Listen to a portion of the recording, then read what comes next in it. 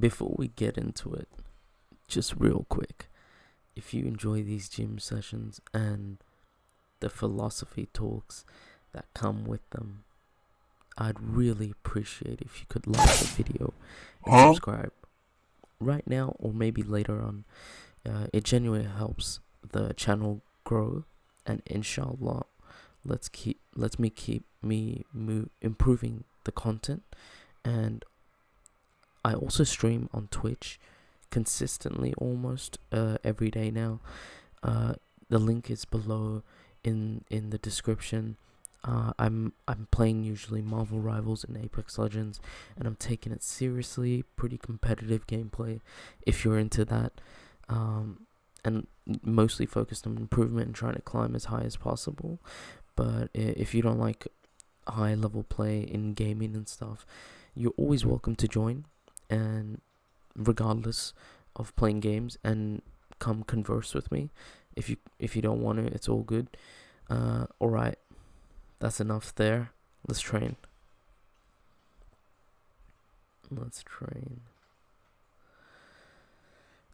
You ever notice how most people don't feel tired because of the gym? They feel tired because of life. Not because they're doing much, but because they feel like they're not in control of anything. And this is where you guys come. This is where all of you guys come, and me included. Their money, their future, their body, their time, even their thoughts, I mean. And that feeling right there, that's what makes people feel stuck. I'm not here to break down reps or angles today. This workout is just the background, more for you to reflect. What I really want to talk about is why people feel powerless in this generation, or besides this generation, actually.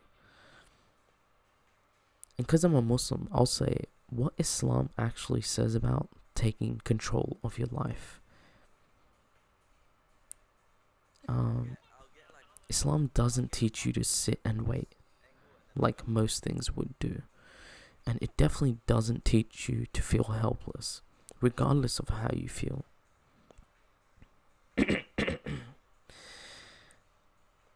So,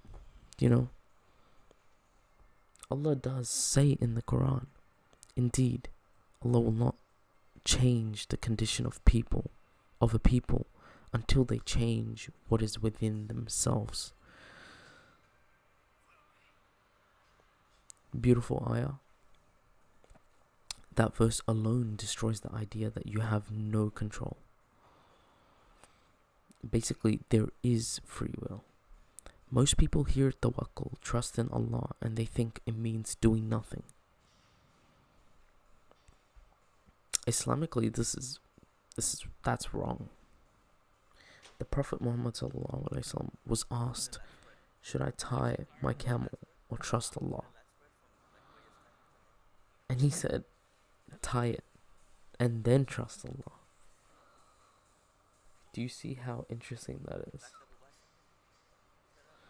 Meaning you do your part fully and then you leave the outcome to Allah. So this is the part that most people actually skip or forget. And we don't actually necessarily see this part.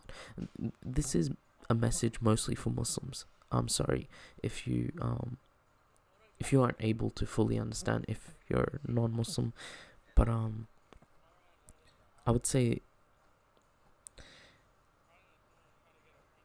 if you're non-Muslim, I can't really explain it to you fully, but you could be here just to listen. Regardless, feeling stuck usually comes from one of these three things: no structure, first of all; second of all, no patience; and third of all, no responsibility. And Islam fixes all three. Look at Salah alone. 5 times a day, Allah forces structure into your life. No motivation needed, no feelings involved, You either show up or you don't. That's discipline. Bleeds into everything else. Gym, work, sleep, mindset. And this is exactly why Salah is one of the most important things, especially because today is Friday, February 6th, and it's 6:22 a.m. right now. So I'm recording this for you guys because I really feel like I need this kind of video, and maybe I can help one or two of you guys with your struggles, with any of the struggles that you guys are going through. So when people abandon this kind of discipline, their life becomes reactive instead of intentional, something that Allah didn't actually design us for. We weren't designed to be a reactionary organism. We're very structured, and God made it that way. They wake up late, they scroll, they complain, they blame. And this is the habits that happen when you are a reactionary type. And trust me, we all have done this, and I definitely prefer the structure over any of these. And you'll see my mate Sajjad come up in the gym. But yeah, anyways, we continue. And people wonder why they never change, or why nothing ever changes for them. It's because these habits are so ingrained into them that it becomes not a reactionary, it becomes their structure. So yeah, Allah never promised life would be easy. Yes, He did promise it would be a test, and it's not it's not as easy to think about that all the time because we're living in the dunya. So do people think that they will be left alone because they say we believe and will not be tested? This is in Surah Al-Ankabut. That feeling of being stuck, it's not proof you're failing. It's proof you're being tested consistently. But here's the difference. Some people respond to tests by leveling up. Others respond by numbing themselves, like using different outlets, like endless entertainment, cheap dopamine, constant distraction, and then they wonder why they feel empty. Like, the reason why you feel empty even with these dopamine reactions is because it's all reactionary. It's not something you're actually structured to. There's no goal in it. If you actually had a goal in terms of entertainment and like gaming or phones or whatever, if there was like a end goal for you, then you would I would definitely think you wouldn't feel as empty as you should. The gym did teach me something. Islam already knew. Progress doesn't come from intensity alone. It comes from the discomfort and the consistency that you're under constantly. You don't get strong by doing one insane workout. You don't get strong by having the best diet for one day. You don't get strong by sleeping perfectly 8 hours for one day. That doesn't happen. Nothing happens in one day. You get it by showing up on days you don't feel like it. Same with life. Same with iman. Same with discipline. The Prophet ﷺ said, the most beloved deeds to Allah are those that are consistent, even if they are small. Small actions, daily control, and that's how you keep feeling natural, and you escape the feeling of being stuck in the same situation your whole life. These small habits will help you. You gotta have small actions.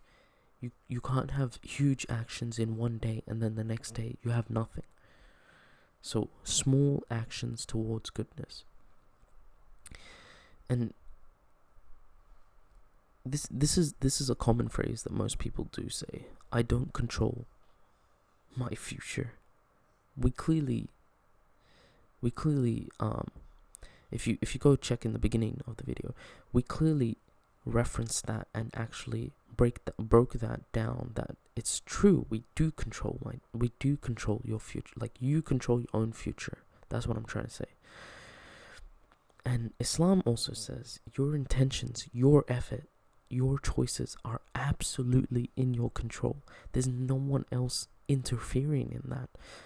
Allah only controls the outcome, not your responsibility. And here's something deep most people miss. Allah is the most just. Okay? He will never punish for effort. He will never waste your sincerity towards something you love. He will never ignore the patience you've endured. That's impossible. Even if results are delayed, reward is guaranteed. It's not something that's maybe gonna show up. It's guaranteed. That should free you mentally. Honestly, it should free you. You stop panicking. You stop rushing. Stop comparing yourself to other people. Start looking at yourself and look at your weaknesses. And try to be able to slowly remove them. So, yeah, let's talk about comparison. Actually, comparison is another prison the Prophet ﷺ warned us about, constantly looking at those above us in the dunya, because it steals your gratitude towards your own growth. And gratitude is fuel to keep you going. When you're grateful, you move forward. When you're bitter, you freeze. You wanna be thinking about other people. You'll be like, oh my God, I wish I was like that. I wish I could be like him. I wish I would be like her. I wish, what if I could have, like, it's all of these outcomes never actually help you, because you're only stuck in that moment thinking, why couldn't I do that like them? The thing is, your life is totally different compared to theirs. And Shaitan doesn't always stop people with sin. He sometimes convinces them, why bother? And this whisper alone ruins years for people, ruins people's lives. I can say for my own self, this has ruined some of my life as well. And this is why I can relate to this. And this is why I want you guys to learn, even slowly. I hope if you can take like one lesson from this, it's just to like be grateful and move forward, and don't be the person that freezes even when you get that small whisper in your ear, because that whisper alone can ruin your life. Of like, oh, why couldn't I look like him? Or why couldn't I make that much money like him or her? Like, don't think like that, because all of your rizq, all of the money, all of your future, the outcomes is all up to Allah. But you need to put the effort in, and really it's more about focusing on your own journey. Everyone has their own test and journey. So I hope I can help with that mindset, that if you can take something, be free, and don't compare yourself to other people, or don't even look at other people in that way. And strength from the gym. This is why I love the gym so much. Strength isn't just the physical realm. It's not in the physical realm only. Real strength is controlling your nafs. And this is where I say always, for most Muslims, non-Muslims, anyone, real strength is not from lifting weights.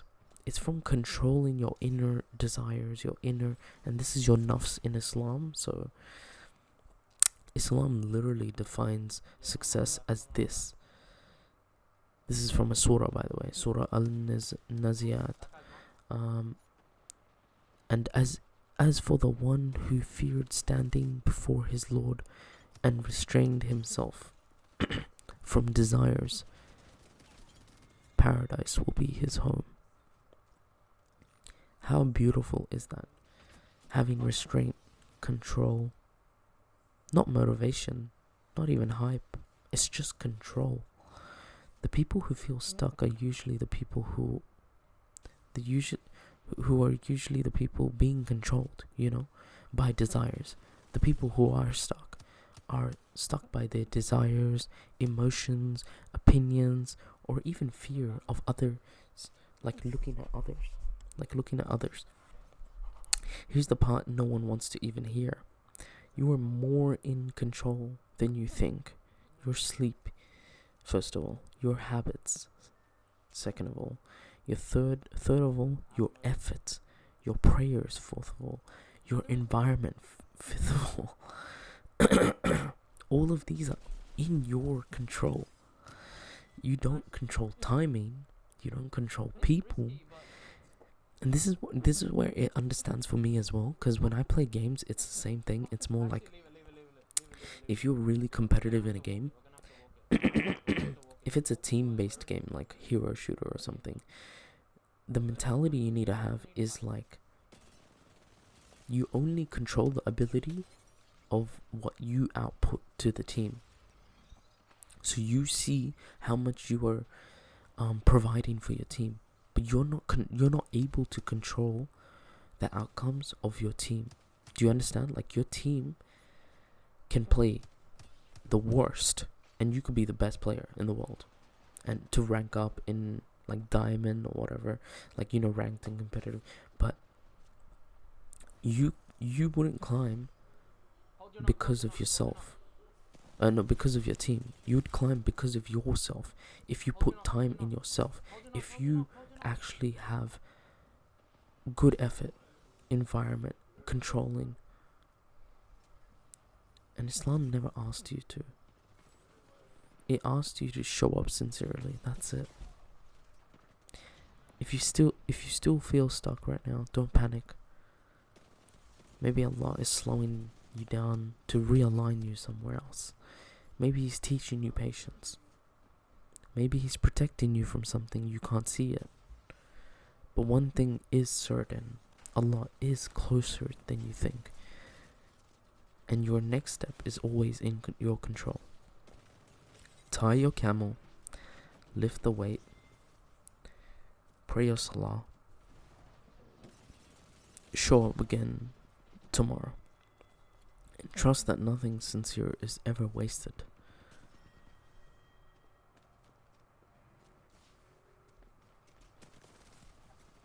Yeah. Anyways, Salam alaikum. I'll see you guys tomorrow.